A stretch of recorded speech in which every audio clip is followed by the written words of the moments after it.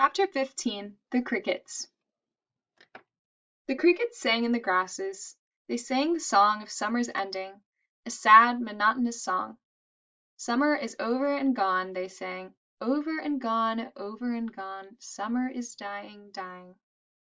The crickets felt it was their duty to warn everybody that summertime cannot last forever. Even on the most beautiful days in the whole year, the days when summer is changing into fall, the crickets spread the rumor of sadness and change. Everybody heard the song of the crickets. Avery and Fern Arable heard it as they walked the dusty road. They knew that school would soon begin again. The young geese heard it and knew that they would never be little goslings again. Charlotte heard it and knew that she hadn't much time left. Mrs. Zuckerman, at work in the kitchen, heard the crickets, and a sadness came over her too. Another summer gone, she sighed. Lurvy, at work building a crate for Wilbur, heard the song and knew it was time to dig potatoes. Summer is over and gone, repeated the crickets. How many nights till frost, sang the crickets. Goodbye, summer, goodbye, goodbye. The sheep heard the crickets and they felt so uneasy they broke a hole in the pasture fence and wandered up into the field across the road. The gander discovered the hole and led his family through, and they walked to the orchard and ate the apples that were lying on the ground. A little maple tree in the swamp heard the cricket song and turned bright red with anxiety. Wilbur was now the center of attraction on the farm. Good food and regular hours were showing results. Wilbur was a pig any man would be proud of. One day more than 100 people came to stand at his yard and admire him. Charlotte had written the word radiant, and Wilbur really looked radiant as he stood in the golden sunlight. Ever since the spider had befriended him, he had done his best to live up to his reputation. When Charlotte's Web said, "some pig," Wilbur had tried hard to look like some pig. When Charlotte's Web said, "terrific," Wilbur had tried to look terrific. And now that the web said radiant, he did everything possible to make himself glow. It is not easy to look radiant, but Wilbur threw himself into it with a will. He would turn his head slightly and blink his long eyelashes. Then he would breathe deeply and his audience grew bored. He would spring into the air and do a backflip with a half twist. At this the crowd would yell and cheer. "How's that for a pig?" Mr. Zuckerman would ask, well pleased with himself. "That pig is radiant." Some of Wilbur's friends in the barn worried for fear of all this attention would go to his head and make him stuck up, but it never did. Wilbur was modest. Fame did not spoil him.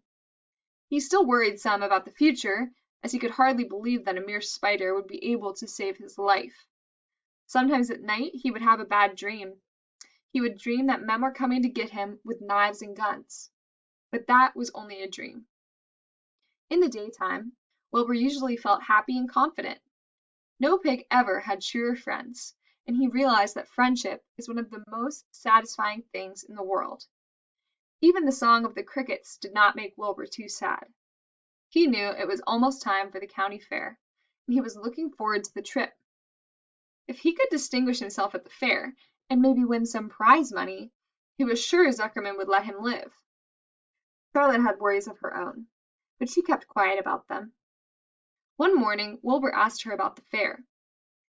"You're going with me, aren't you, Charlotte?" he said. "Well, I don't know," replied Charlotte.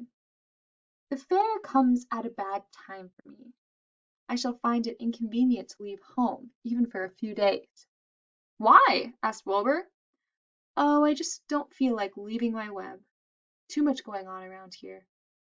"Please come with me," begged Wilbur. "I need you, Charlotte. I can't stand going to the fair without you. You've just got to come." "No," said Charlotte. "I believe I'd better stay home and see if I can't get some work done."